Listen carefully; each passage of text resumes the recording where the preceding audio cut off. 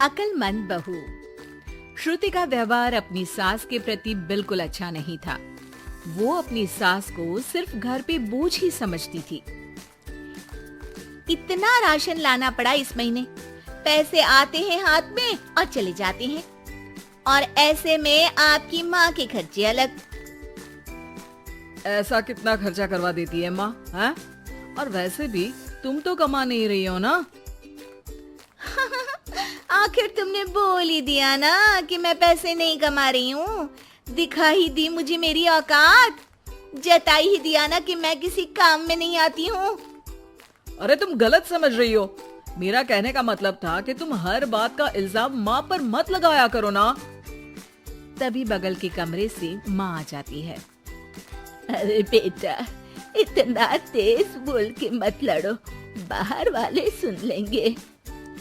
माँ जी, सुनने दीजिए उनको भी। उन्हें भी तो पता चले कि आपकी वजह से घर में पति पत्नियों के बीच में कैसी लड़ाइयाँ होती हैं। अरे बहू, मेरी वजह से? मैंने तो तुम दोनों को कभी ये नहीं दिखाया कि मेरे लिए लड़ो। माँ आप जाइए यहाँ से, मैं बात कर रहा हूँ ना। लेकिन बात तो मेरी हो रही है ना, तो मुझे तो बोलना ही पड़ेगा। बताओ बहू, क्या दिक्कत है तुम्हें मुझसे? अरे घर छोटा है, जगह कम है, यश की तनख्वाह भी तो लाखों में नहीं है। अब आपका एक्स्ट्रा खर्चा उठाना मुश्किल हो रहा है माँ जी। आप यश के छोटे भाई के यहाँ चले जाइए ना कुछ महीने। एक्स्ट्रा खर्चा? अरे माँ है मेरी, हमने किसी को पनाह थोड़ी ना दी है। एक्स्ट्रा खर्चा क्या होता है? जब हमको चाइनीज खाना होता है तो माँ के लिए भी सूप मंगवाना पड़ता है, ये एक्स्ट्रा खर्चा है। घर की ईएमआई के साथ माँ की दवाई की भी चिंता करनी पड़ती है, ये भी एक्स्ट्रा खर्चा है। माँ को रोज कोई ना कोई बीमारी होती रहती है। इसी डर से हम कार नहीं खरीद रहे कि हॉस्पिटल में पैसे लग गए तो कहाँ से आएंगे। और खाने पीने कपड़े इधर उधर के खर्चे तो जोड़ भी नहीं रही हूँ मैं। अरे ये सब तो मैंने यश के लिए भी किया है। मैंने तो ऐसे उंगलियों पे हिसाब नहीं रखा। लो, आपने भी जता दिया ना। अरे आप थोड़े दिन किसी रिश्तेदार के यहाँ क्यों नहीं चली जाती? खर्चा भी बचेगा और घर में शांति भी रहेगी। यश श्रुति की ये बात सुन के गुस्से से आग बबूला हो जाता है। चुप हो जाओ श्रुति, बहुत हो गया तुम्हारा। मेरी माँ है वो, और उनका अधिकार इस घर पे हम दोनों से भी ज्यादा है।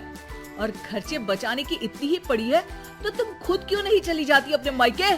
घर में शांति तो तुम्हारे जाने से भी हो सकती है। श्रुति ने ये नहीं सोचा था कि यश कभी उससे इतनी तेज आवाज में इस तरह से बात करेगा। अपनी सास के सामने यश ने उससे इतनी बेरुखी से बर्ताव किया कि श्रुति ने सोच लिया कि वो अब अपने मायके चली ही जाएगी। अगले दिन जब यश ऑफिस गया हुआ था, उस वक्त श्रुति वहां से मायके चली गई। माँ, कैसी हो? अरे बहू के राज में जी रही हूँ बेटा, अच्छी ही हूँ। तू बता, अचानक कैसे आ गई? अरे सास से खिटपिट हो गई। मैं थोड़ी देर वहां नहीं रहूंगी घर में तो अकल ठिकाने पे आ जाएगी उनकी। हाँ हाँ, जितना रुकना है रुको, आप ही का तो घर है। अरे भाभी कैसी हो? दिखी ही नहीं तब से। आपकी माँ के लिए दवाई खरीदनी थी तो लेने गई थी। माँ, तबीयत ठीक नहीं है क्या? अरे बेटा, बुढ़ापा है, बीमारी तो आनी ही है। अरे पर आप तो एकदम तंदुरुस्त रहती थी, आपको कैसे कुछ हो सकता है? आप खुश तो हो ना माँ? ये क्या बात हुई? खुशी तो रखते हैं, कोई रुलाते थोड़ी ना है आपकी माँ को। हाँ बेटा, खुश ही हूँ। माँ ये कहते हुए जरा भी खुश नहीं थी। थोड़े दिन श्रुति वहाँ रुकती है। एक दिन जब वो अपने भाई के साथ बाहर से कुछ सामान लेकर कार में आ रही होती है, तभी भाई पूछता है, कब जाने का प्लान है? अरे भैया, अभी तो आई हूँ। हाँ हाँ, वो तेरी भाभी पूछ रही थी कि कब जाने वाली हो, मतलब जाने से पहले बता दोगी तो अच्छा रहेगा, हम तैयार रहेंगे। एकदम जाओगी तो बुरा लगेगा ना। हाँ भैया, बता दूंगी भैया। अच्छा, वैसे हुआ क्या था तुम्हारे और तुम्हारे पति के बीच? हमारे बीच कोई लड़ाई नहीं हुई थी भैया, वो तो सास की वजह से लड़ाई हुई इसलिए आना पड़ा।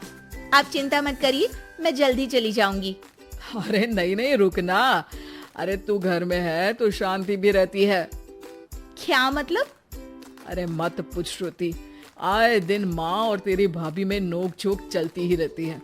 तेरी भाभी का कहना है कि माँ का खर्चा बहुत होता जा रहा है घर में। अब माँ की क्या गलती है? बीमारी किसी से पूछ के थोड़ी ना आती है। तेरे सामने वो कुछ नहीं बोल रही है, तेरे जाते ही माँ को ताने मारने लगेगी। और आप कुछ नहीं बोलते? मैं बोलूंगा तो मायके चली जाएगी गुस्से में। श्रुति ये जवाब सुन के चुप हो जाती है। उसे एहसास होता है जैसे ये उसकी भाभी की नहीं, उसी की बात हो रही है। पर भैया, आपकी तो इतनी अच्छी जॉब है, पैसों की कोई दिक्कत नहीं है, फिर भाभी को क्या दिक्कत है? अरे किसी को पालने के लिए मन में प्यार होना चाहिए श्रुति। जेब का पैसा भी जरूरी होता है, लेकिन नियत हो तो कम में भी खुश रहा जा सकता है। श्रुति उसके बाद कोई सवाल नहीं करती है और जाके सीधे अपने भाभी से कहती है, भाभी, आप माँ को अच्छे से नहीं रखती हो। भैया इतना कमाते हैं, फिर भी आप माँ को सिर्फ इसलिए ताने मारती हो क्योंकि उनकी बीमारी के कारण घर से पैसा जाता है। आपको मेरी माँ से लड़ना नहीं चाहिए भाभी। अच्छा, तुम इतनी समझदार हो तो अपनी सास से क्यों लड़के आई हो? श्रुति की आंखों के सामने वो सारे पल आ जाते हैं जब जब उसने अपनी सास को परेशान किया। वो उसी वक्त अपना सामान पैक करती है और जाने लगती है। अरे तू तो रुकने वाली थी ना श्रुति? जाना पड़ेगा, सासू माँ बीमार रहती है, उनका ध्यान रखूंगी माँ। अरे पर तू तो उनसे लड़के आई है ना। माँ, मैं ये सोच के आई थी कि मेरे बिना उनकी अकल ठिकाने आ जाएगी पर मेरी ही अकल ठिकाने आ गई और मैं अपनी सास का ध्यान रखूंगी, तभी तो अपनी भाभी को ये बोल पाऊंगी कि वो भी अपनी सास का ध्यान रखा करे। श्रुति को कोई नहीं रोकता, वो वापस अपनी सास के पास चली जाती है। अब श्रुति और उसकी सास कम चीजों में ही ज्यादा खुशी के साथ रहने लगते हैं।